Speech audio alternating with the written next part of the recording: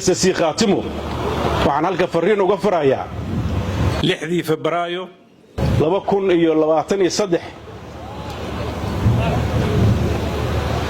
iyo gooja cad kadib waxay ku dhawaaqeen inay gogol